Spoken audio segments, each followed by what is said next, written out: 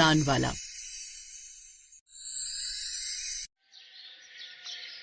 मिलिए केशव से, जो कि मोहन नगर गांव के अंदर चुरचुर नान का ठेला लगाया करता।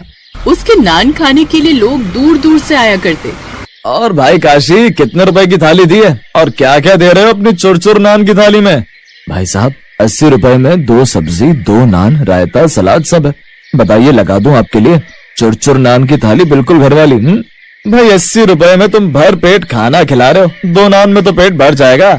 एक काम करो, 1 प्लेट लगा दो। अगर बढ़िया लगेगी तो 1 प्लेट अपनी घरवाली के लिए भी पैक करवा ले जाऊंगा।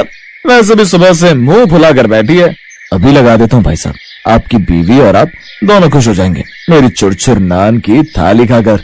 काशी ने अब उस ग्राहक को चुरचुर नान की थाली लगाकर दे दी और ग्राहक ने जैसे ही उसकी थाली खाई तो खुश होकर कहने लगा, सच में भाई मजा आ गया तुम्हारी चुरचुर नान की थाली खाकर। यार नान बनाते हो यार, तो मुंह में जाते घुल जाते हैं और सब्जियों का स्वाद भी बड़ा अच्छा है। और ये रायता भी कितना उम्दा है। एक रायते का गिलास और दे दो जरा।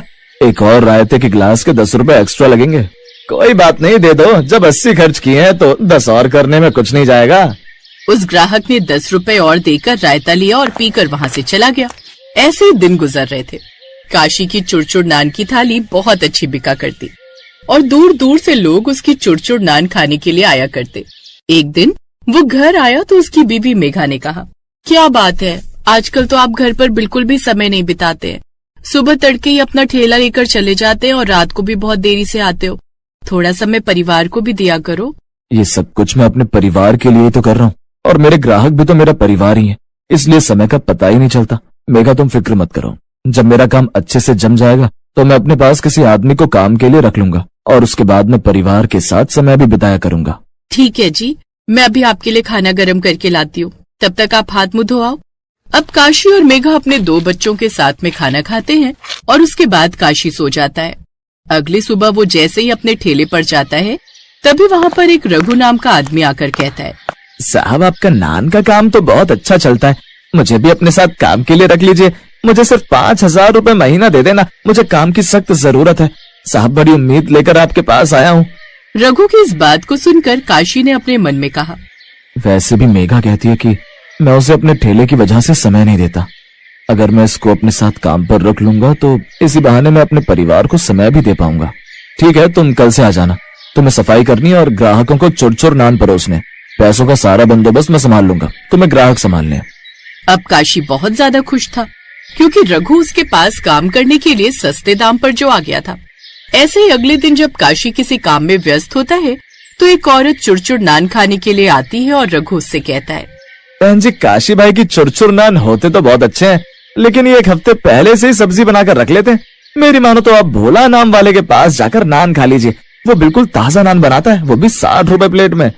सच में भाई, अच्छा हुआ तुमने मुझे बता दिया। वैसे भी जो इंसान ठेले पर काम करता है उसी को पता होता है कि अंदर खाना कैसे बन रहा है, किस तरह का सामान इस्तेमाल हो रहा है। वो औरत ही बोलकर बिना नान खाए वहाँ से चली जाती है। जब काशी का ध्यान उस औरत पर जाता है तो वो रघु से कहता है, क्या हो गया रघु, वो बिना खाना खाए यहाँ से क्यों चली गई? साहब वो तो बस यहाँ किसी का पता पूछने के लिए आई थी, इसलिए चली गई। रघु ऐसे ही कई ग्राहकों को कुछ भी झूठ बोलकर काशी के ठेले से भगा दिया करता, या फिर जब वो नान खाने के लिए आया करते तो उनकी सब्जी में ज्यादा पानी मिला दिया करता, जिस वजह से सब्जी का स्वाद बिगड़ जाया करता। काशी का काम धीरे धीरे कम हो गया था। उसे एक दिन घर पर उदास बैठे देखकर उसकी पत्नी ने कहा, क्या बात है जी, अब तो आप परिवार के साथ समय भी बिताने लगे हैं और रघु ने आपका काम भी संभाल लिया है, फिर भी आप बहुत ज्यादा उदास नजर आ रहे हैं। सब कुछ ठीक तो है ना? मेघा, मुझे समझ में नहीं आ रहा कि जब से रघु आया है तब से तो काम बढ़ जाना चाहिए, बल्कि काम दिन पर दिन घटता जा रहा है। कभी कभी हमारी आंखों के सामने ही सच्चाई होती है, लेकिन हमें नजर नहीं आती। आपको थोड़ा सतर्क रहना चाहिए। ये काम आपने अपने खून पसीने की मेहनत से खड़ा किया है। मेघा की बात काशी को बिल्कुल ठीक लगती है, जिसके बाद अब वो रघु पर नजर रखने लगता है। एक दिन काशी रघु को ठेला बंद करने के बाद भोला नान वाले के पास जाते देख लेता है, जो उसे 500 रुपए देकर कहता है, ये ले रघु तेरे इस हफ्ते के पैसे। बस ऐसे ही काशी के सारे ग्राहकों को भड़काकर मेरे ठेले पर भेजता रहना। जैसे उसका ठेला बंद होगा ऐसे ही मैं तुझे माला माल कर दूंगा। काशी को सब कुछ समझ में आ जाता है कि रघु ने उसके साथ विश्वासघात किया था। जिसके बाद अब अगले दिन जब ठेले पर रघु आता है तो काशी कहता है, तुम्हारी इस ठेले पर कोई जरूरत नहीं है रघु। अब से तुम भोला के ठेले पर ही जाकर काम करोगे और तुम्हें तुम्हारे पूरे महीने की तनख्वाह मैं दे दूंगा, क्योंकि मैं तुम्हारी तरह बेईमान नहीं हूँ। लेकिन तुमने मेरे साथ बेईमानी करके बिल्कुल भी ठीक नहीं किया है। मालिक मुझे माफ कर दीजिए, उसने मुझे पैसों का लालच दिया था। कोई बात नहीं, तुम अपना लालच अपने पास रख लो और मैं अपने नान का ठेला और अपनी वफादारी अपने पास रख लेता हूँ। काशी अब रघु का हिसाब किताब करके उसे वहाँ से भेज देता है, जिसके बाद वो फिर से खुद मेहनत करके चुरचुर नान बेचने का काम शुरू करता है। उसके जितने भी ग्राहक उसके ठेले पर आने बंद हो गए थे, वो धीरे धीरे वापस उसके ठेले पर आने लगते हैं। वहीं भोला भी रघु को दुत्कार कर भगा देता है। अरे चल निकल जा यहाँ से, मैं तुझे नहीं पैसे देने वाला हूँ और न ही तुझे काम पर रखने वाला हूँ। एक काम दिया था तुझसे, वो भी ढंग से नहीं हुआ, निकल जा यहाँ से। रघु ने खुद से कहा, मैंने चुरचुर नान वाले भाई साहब के साथ बहुत गलत किया, शायद मुझे उसी की सजा मिल रही है। अब इस गांव में मेरा रुकना ठीक नहीं, मैं ये गांव छोड़कर चला जाता हूँ। जहाँ एक तरफ रघु अब गांव छोड़कर चला जाता है, तो वहीं भोला अपनी चालबाजियों के बाद भी काशी के ग्राहकों को अपनी तरफ आकर्षित करने में नाकामयाब रहता है। काशी ने फिर से बढ़िया सब्जी और नान बनाने शुरू कर दिए थे, जिससे ग्राहक खुद ही उसके ठेले पर चले आते। कुछ भी बोलो काशी भाई साहब, जब से आपने रघु को अपने ठेले से हटाया है बहुत बढ़िया किया। मैंने तो उसे खुद कई ग्राहकों को चुगली करते हुए सुना था, लेकिन फिर मैंने इस मामले में पड़ना ठीक नहीं समझा। हाँ भाई साहब, वो जानबूझकर हमें सब्जी में मिलावट करके देता था और नान भी ठंडा देता था ताकि हम आपके ठेले पर आना बंद कर दें। लेकिन देखो, आखिर उसकी सारी चाल नाकामयाब हो गई और आपके चुरचुर नान का स्वाद हमें आपके पास खींच कर ले आया। अब मैं किसी पर भी आंख मूंद कर विश्वास नहीं करूंगा। बहन जी, आप चिंता मत कीजिए, मेरे ग्राहकों को हमेशा बढ़िया चुरचुर नान खाने को ही मिलेंगे। और इस तरह कर चुरचुर नान वाला अपने जीवन में हमेशा सफलता हासिल करता है।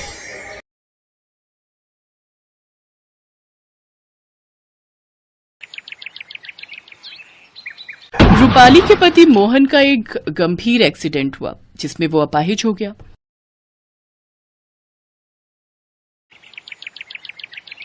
अब वो घर पर ही रहने लगा, जिससे घर चलाना मुश्किल हो गया।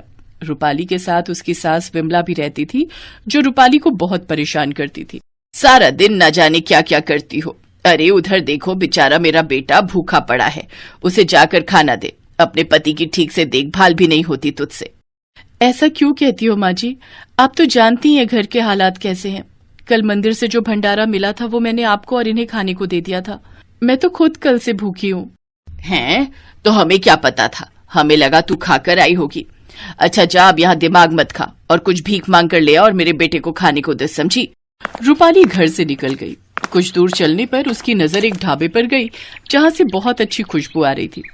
वो उस ढाबे के डस्टबिन की तरफ जाती है, फिर उसमें से रोटियां बिनकर घर लाती है और अपने पति को खाने को देती है। उसमें से कुछ रोटी वो अपनी सास को भी देती है। फिर वो अगले दिन उस ढाबे के मालिक से मिलती है। सेठ जी, ये रोटियां कैसे बनाते हो, मुझे भी बताइए ना। वो तो तुम यहाँ काम करके सीख सकती हो। वैसे भी मुझे यहाँ काम वाली की जरूरत है, लेकिन हाँ, कुछ पैसे नहीं मिलेंगे, बस दिन की 6 रोटी मिलेंगी, समझी? और जब तुम काम सीख जाओगी तो कुछ पैसे भी दे दूंगा। अब रूपाली सेठ के यहाँ साफ सफाई और तंदूरी रोटियां बनाने का काम करने लगती है। फिर कुछ दिन बाद एक रोज उसने सेठ जी से कहा, सेठ जी, अब तो मैं तंदूरी रोटी बनाना सीख गई हूँ, अब तो आप मुझे कुछ तनख्वाह दे दीजिए। अच्छा, जो मेरे यहाँ से रोज की 5-6 रोटियां लेकर जाती है उसका क्या? अन्य का मुफ्त में आता है? एक तो मैं फ्री में खाना देता हूँ, ऊपर से इसे पैसे भी चाहिए। लेकिन आपने ही तो कहा था। ज्यादा जुबान लड़ाने की जरूरत नहीं है, समझी? चल निकल जाओ यहाँ से और दोबारा अपनी शक्ल मत दिखाना अपनी। चल। मैं तो पहले से ही जानता था कि ऐसा ही होगा। वो सेठ कुछ नहीं देने वाला, वो तो बस हम गरीबों का खून चूसना जानता है। दीदी, अब तुम जैसी तंदूरी रोटी बनाती हो ना, उसके जैसा स्वाद तो किसी की भी रोटी में नहीं है। मैं तो कहता हूँ अब अपना खुद का तंदूरी रोटी बनाने का काम शुरू करो। मेरे पास से कुछ पैसे रखे, इससे तुम खुद का काम शुरू करो। तुम्हारा बहुत बहुत शुक्रिया राजू।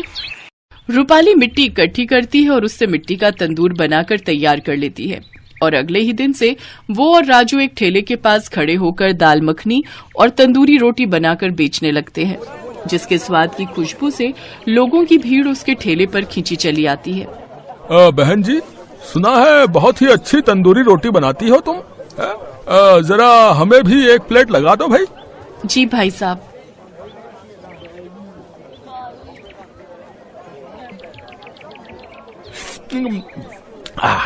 भाई वाह, लाजवाब, क्या स्वाद है इसमें। आहा, मजा ही आ गया। वाह वाह वाह वाह। अब तो आसपास के गांव से भी लोग उसके ठेले पर आने लगते हैं। राजू और रूपाली दोनों मिलकर खूब मेहनत करते हैं और उन्होंने खुद का एक ढाबा खोल लिया।